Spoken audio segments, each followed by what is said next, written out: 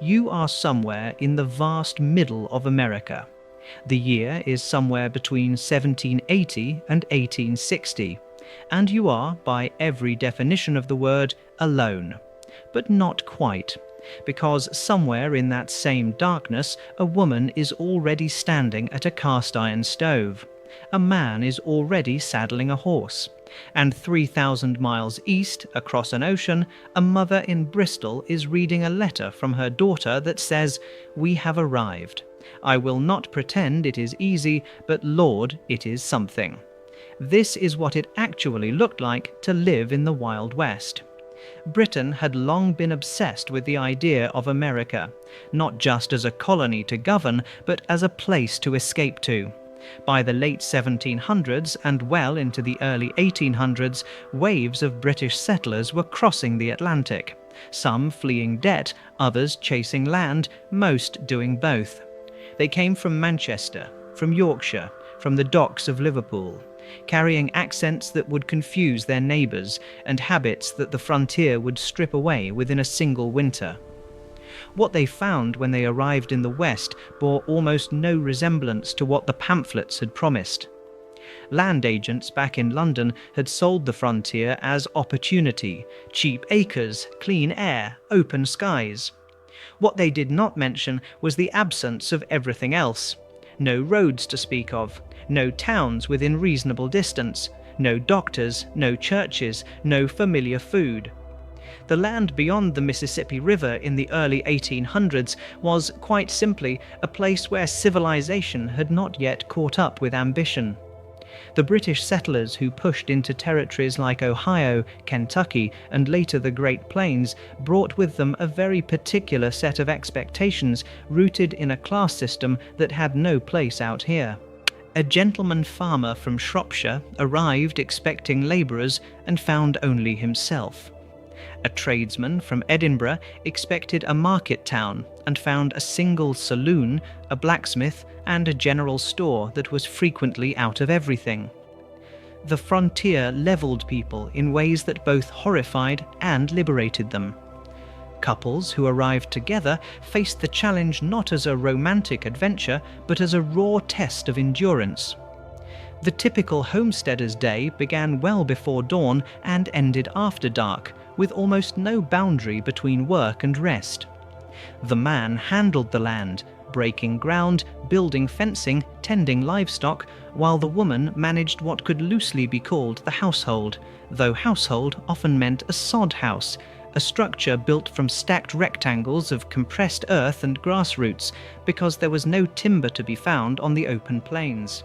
These homes were dark, damp, and vulnerable to the rain that would turn walls soft, to the insects that burrowed through without invitation, and to the prairie winds that made the whole structure breathe and crack in winter. Yet within these conditions, something unexpected happened between couples. Frontier women were not decorative. They were not the drawing-room wives of London townhouses. A woman on the frontier made decisions. She ran the farm if her husband was ill or injured. She bartered with traders. She was, by necessity, her husband's equal in ways that would have been quietly scandalous back in England. Many wrote home about this shift with a kind of bewildered pride, exhausted but no longer invisible. Marriage on the frontier was less about romance and more about survival strategy. You needed another person. The winters in the Dakotas killed livestock and occasionally people. Prairie fires could race across Kansas faster than a horse could run. These weren't metaphors, they were documented realities. Couples who came through them together developed a bond that had very little to do with courtship and everything to do with shared catastrophe. Hollywood gave us the cowboy as a lone wolf, silent, weathered, morally ambiguous, riding into sunsets that never actually happened. The reality was dirtier, louder, and considerably less dramatic for most of it. The cowboy era, strictly speaking, flourished from around 1865 to 1895, a 30-year window that felt much longer in the retelling. But its roots go back earlier. By the early 1700s, ranching culture had already spread from Mexico's vaquero tradition into Texas, New Mexico, and Arizona.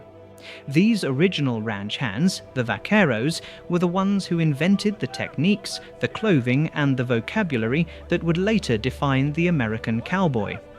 British settlers encountered this culture and initially had no idea what to do with it. A cowboy's day was about as unglamorous as it gets. He was awake before 3:30 in the morning.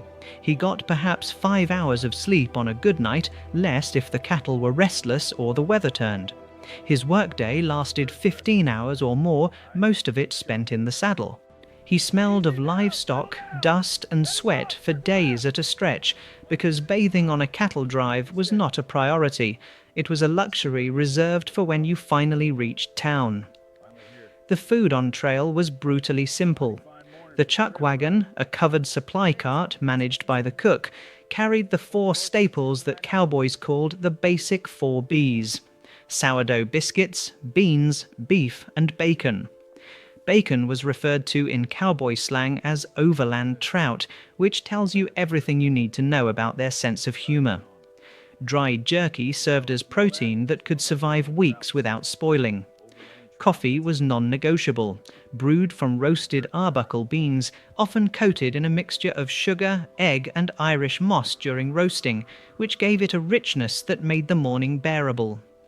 Wild onions were sometimes added to meals as a crude defense against scurvy. Game supplemented the diet when available: deer, buffalo, wild turkey, even squirrel and rattlesnake, which cowboys claimed tasted like chicken. No one who had a better option was testing that theory. What the cowboy feared most was not outlaws or rival ranchers, it was the stampede. A herd of longhorn cattle, especially those gathered from open range and essentially wild, could be triggered into a panicked run by thunder, a flash of lightning, or even just the smell of an unfamiliar predator. Stampedes killed men and cattle both. The only method of control was to ride hard alongside the herd and force the lead animals to curve inward until the cattle were circling, exhausting themselves into stillness. It required nerve, skill, and the kind of horsemanship that no amount of reading could teach you. British observers who encountered cowboys in the mid to late 1800s were almost universally startled. One Englishman traveling through Utah in the 1880s described watching an American ranch hand eat an entire meal in what seemed like 4 minutes, cycling through bacon, pickled mackerel, poached eggs, huckleberries, and oysters in no particular order, pecking at each item, swallowing in bursts, then leaning against a doorframe with a fistful of toothpicks like a man who had just completed something important. To the Englishman, it was incomprehensible. To the cowboy, it was Tuesday. Forget what the films showed you. A frontier saloon was not primarily a place of danger. It was the most important building in town. Part bar, part restaurant, part post office, part courthouse, part community hall. When a new settlement sprang up in the West, the saloon was usually the first permanent structure built. Everything else followed. British travellers were frequently both disgusted and fascinated by them. The interiors ranged from a single rough timber room with sawdust on the floor to, in larger towns, multi-story establishments with chandeliers, velvet curtains, mirrored bars, and menus that would not have embarrassed a London restaurant. At the Occidental Saloon in Tombstone, Arizona, a Sunday dinner could include chicken giblet soup, leg of lamb, fricassee of chicken, and plum pudding for dessert, all for 50 cents. One Englishman noted with reluctant approval that even in Death Valley there was a French restaurant operating in the 1800s which struck him as either admirable or completely insane. The Standard Saloon operated a system known as the free lunch. A man ordered 2 drinks, paid for them, and was then entitled to eat as much as he liked from the food table. The food was not, strictly speaking, free. It was engineered. Saloon owners understood that salt makes men thirsty, and thirsty men buy more drinks. So the lunch table was stacked with pretzels, rye bread, smoked herring, dill pickles, salted peanuts, cold cuts, and sharp yellow cheese. The chain reaction, drink, eat, thirst, drink again, could continue for hours, which was precisely the point. British visitors who understood this trick admired it. Those who didn't often ended up considerably poorer than they'd expected. Whiskey was the dominant drink, varying wildly in quality. The better saloons served genuine imported spirits. The worst served what was locally called rot gut, a term that required no further explanation. Beer was available in many establishments, and by the 1880s, with improved rail connections, even coastal cities were shipping oysters and fresh fish into inland frontier towns packed in ice. The food landscape of the West was more complex and varied than its reputation suggests. This is where history gets more layered than most accounts allow. East of the Missouri River, a respectable woman did not enter a saloon. That was simply not done. But the West was not the East, and the social rules that governed London drawing rooms or Boston parlours had a way of dissolving when the nearest city was 400 miles away and men outnumbered women 3-1. In some parts of California during the gold rush, the ratio reached 90% male. Saloon women, referred to variously as dance hall girls, saloon girls, or in the more colourful frontier vocabulary as soiled doves or painted ladies, occupied a complicated place in frontier society. The popular misconception collapses them all into one category. They were not. There was a significant distinction between the dance hall girl and the prostitute, one that the women themselves maintained vigorously and the men generally respected. A saloon girl's job was to be present, to sing, to dance, to talk, and above all, to keep the men in the building and spending money. She was an entertainer, a hostess, and a commission earner. When a customer bought her a drink, she received a cut of the sale. What arrived in her glass, however, was not whiskey, it was cold tea, or sometimes sugar water, dyed to match the colour of the real thing. The customer paid full price. The woman stayed sober. The saloon owner kept the difference. It was a tidy system all around. Dance tickets sold for as much as $1, with the girl receiving half. A popular dancer might complete 50 dances in a single night, which in an era when a cowboy earned $1 a day was a genuinely substantial income. Some saloon girls earned $10 a week in wages alone, plus commissions, plus tips, enough that certain women who had initially drifted into prostitution abandoned it entirely because dancing paid better and came with considerably fewer occupational hazards. Most saloon girls were not glamorous women who had chosen adventure. They were, in the words of contemporary accounts, refugees from farms and mills, widows, women abandoned by husbands, daughters of poverty who had been drawn west by posters promising high wages and easy work. Many were women of genuine moral character who had simply run out of other options in an era that offered very few. The British women who ended up in this world arrived through various paths. Some came with husbands who died before reaching their destination, leaving them stranded in frontier towns with no money and no way home. Others came deliberately, having heard, correctly, that women with any skill could make a living in the West in ways impossible back in England. The frontier had a rough egalitarianism about it. It did not much care where you came from. It cared whether you could survive. Saloon owners were, paradoxically, among the more protective figures in a woman's life on the frontier. A man who mistreated a saloon girl could expect to be banned from the establishment and publicly shamed, or in extreme cases, shot. These women were good for business, which meant they were protected by the logic of commerce in ways that the law rarely provided.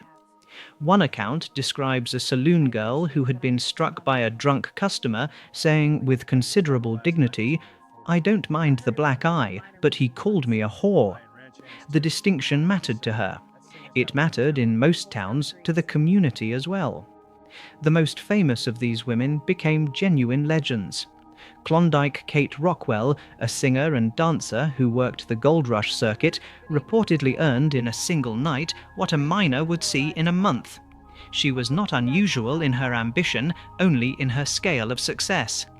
Women like her were, in their way, the entrepreneurs of the frontier, operating in the margins of a society that had no proper place for them and making those margins work.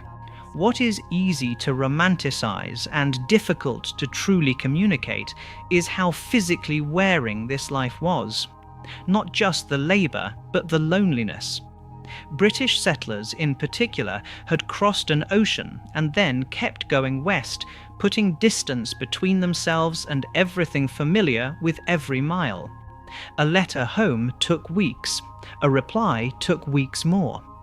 Events, births, deaths, illnesses were often over before word reached anyone who might have helped. Couples on the frontier weathered things that have no equivalent in the domestic life of 19th century England. They buried children in ground they had broken themselves, sometimes marking the graves with nothing more than a wooden cross before continuing with the season's planting because there was no alternative.